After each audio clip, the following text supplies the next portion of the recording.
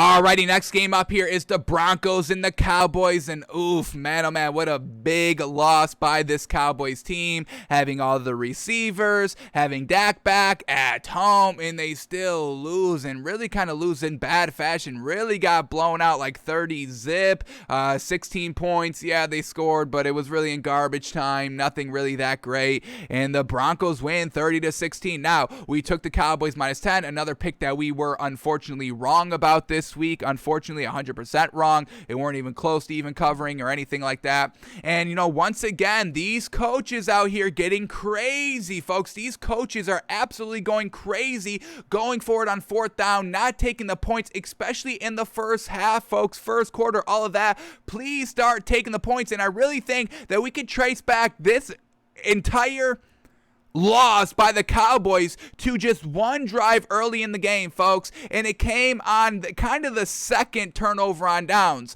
But here we go, first drive of the game, 4th and 1 at Denver's 38-yard line, and they go for it. Now, I'm not totally opposed for going for it here. It would have been like a 55-yard field goal, so I get it, but you're at home. Set the tone. Hit a nice long field goal. Set the tone. Get on the board first. Put the pressure on the Broncos. I really think people don't put enough weight, especially head coaches, on just getting a lead. Do you know just how much a mindset changes when you go from a tie game to losing? I mean, now you are officially losing. You are officially down points. You need to go out and get points. It puts the pressure on you, folks. Just imagine when you play Madden, how you play loosey-goosey on a 0-0 game because, oh, well, they're not scoring. Nobody's winning. When I'm not losing, I can kind of be a little bit more free with my play calling. I can open it up a little bit.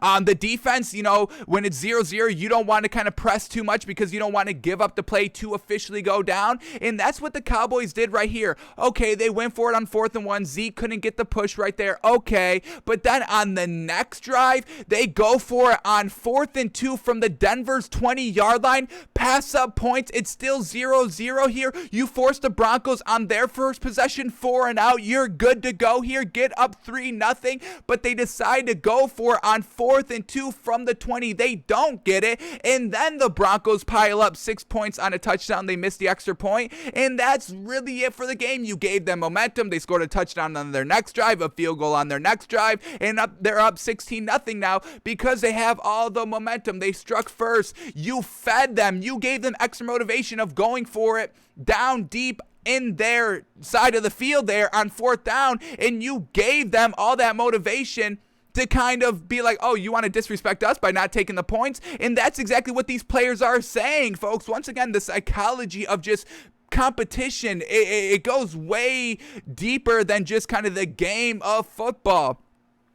People wanting to show out, people wanting to, oh, you're going to disrespect me? Well, let me turn around this disrespect and flip it on you, and I'm going to make you look like clowns. It goes deeper than just the overall optics of, oh, it's a football game. No, it goes mental, competition, all that, because we get this right here. Broncos wide receiver Tim Patrick on Cowboys' first quarter 4th down attempt saying, quote, that shit's disrespectful. They trying us, and that's what happens when you try us. Once again, giving extra motivation, extra fuel to the opposing team when you never had to. You take the 3 points, Cowboys up 3-0. The Broncos, now their offense is in kind of, hey, we're down. We need to score before the game gets out of bounds, out of hand, like it got out of hand for the Cowboys. So it did a complete 180 when it didn't need to. So these coaches, please start taking the points in the 4th quarter when you have to go for it. I get it, but we're talking first quarter. We're talking second drive of the game, and you're passing up points to take a lead. How crazy is that? I get believing in your offense and all that, but at the end of the day, it's about putting up points. And if you're not putting up points, you're not winning games. So that's really a really bad decision there by Mike McCarthy. Kellyan Moore, whoever's calling the plays and whoever's decision it was, I don't think it's that great. And we've seen this Cowboys team be really aggressive on their first drive, going for it on 4th downs, 4th and shorts. We've seen this a lot this season. So far, it's been paying off for the Cowboys, and they've also been able to overcome the times that they have not been able to pick up the 4th down on their first drive. But here, it comes to bite them and it comes to haunt them, and you just give that extra motivation to the Broncos. You're at home, take the points, get the crowd in it, and the Cowboys didn't do that, folks, and I really think that's why they lost this game. Also, why they lost this game is Dak Prescott overthrowing CeeDee Lamb twice, who was wide open, that probably would have went big for touchdowns. Overthrew him kind of on the pocket, throwing on the run. So it's just they didn't score. They couldn't get into the rhythm, and the Broncos really win. Is it 30-0? Can we officially declare it 30-0? Yes, we can officially declare it 30-0. They were up 30-0, and then they scored 2 touchdowns with 2 extra point conversions to make it a little closer than what it actually was. All right, let's start here with the Broncos and Teddy Bridgewater. He goes 19 of 28, folks, for 67% completion percentage, 249 yards, 1 touchdown, no picks. Really solid game. Did he fumble the ball? No turnovers by this Broncos team. Fantastic. What a game. What an offensive performance here by the Broncos, especially against this Cowboys defense. Once again, a big round of applause to this Broncos team. They definitely have buy ability coming into this week, week 10, and we'll see what their bet ability is when we see the line and all that. But overall, a good overall performance against a good team, good defense. This is exactly what the Broncos needed to really jumpstart their kind of middle of the way season. At 4-4, they go above 500, save their season, really. So overall, Teddy Bridgewater, good performance. He was finally airing it out. 19 completions for 249 yards. That's not dink and dunk, exactly what we love to see. Javonte Williams got it done, 17 carries for 111 yards. Melvin Gordon, 21 carries for 80 yards and a touchdown. Yes. This is what I want to see by the Broncos. Running back by committee. Great running here. Fantastic. They basically broke 200 rushing yards between 2 rushing backs. Fantastic. And who was Teddy Bridgewater throwing to? His actual receivers. Tim Patrick, 4 catches, 85 yards, touchdown. Jerry Jeudy, 6 catches, 69 yards, no touchdown. And Jerry Jeudy was the highest targeted receiver of the day for the Broncos. Once again, Teddy Bridgewater going to his weapons. Jerry Jeudy adding that kind of extra oomph on the offensive side of the ball. We know he's their best receiver. We had Kendall Hinton, 1 catch, 40 yards. Albert Ugonwembunam, 4 catches, 25 yards, and Melvin Gordon, 2 catches, 15 yards. So overall, a real good game by this Broncos offense. Exactly what we really wanted to see right from the get-go, and we'll see if they're able to keep up these types of performances, because this could be a real legit team if they get it done like this.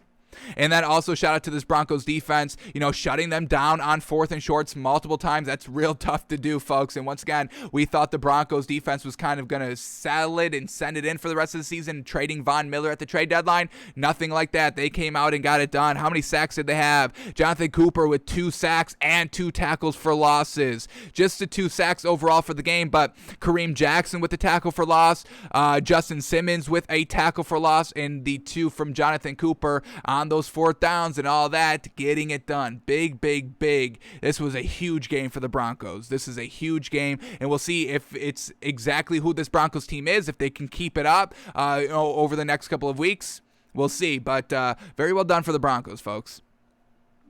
And then for the Cowboys, Dak Prescott just a little off the money all game long. 19 of 39. Sheesh, 48% completion percentage. Absolutely awful, folks. Absolutely awful. He had 232 yards solid, 2 touchdowns solid, 1 pick. No. We can't be throwing picks like that.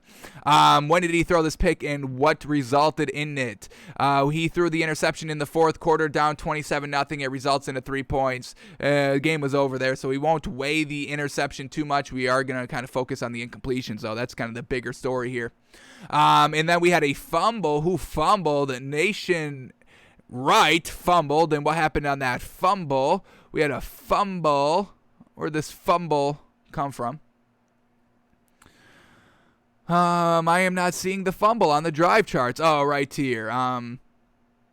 They punted. Broncos punted, and he fumbled the punt. That resulted into 3 points as well. So not bad. I'm only giving up 6 points off of turnovers, but the offense couldn't do anything. So All right, who was running the ball here for the Cowboys? We had Ezekiel Elliott, 10 carries for 51 yards. Unfortunate. And once again, Zeke out here, where, this could have been the game for him to get it done. Dak Prescott wasn't 100% on the money. Once again, last week without Dak Prescott, Ezekiel Elliott, it's not like he carried the team. He made one huge play at the end of the game that kind of sealed the win, but not kind of from the first quarter to the fourth quarter until that kind of mojo moment. So Ezekiel Elliott's kind of been letting us down a little bit. He kind of came out real hot in the start of the season. These last 2 weeks kind of fizzled out. Hopefully he can get back to it.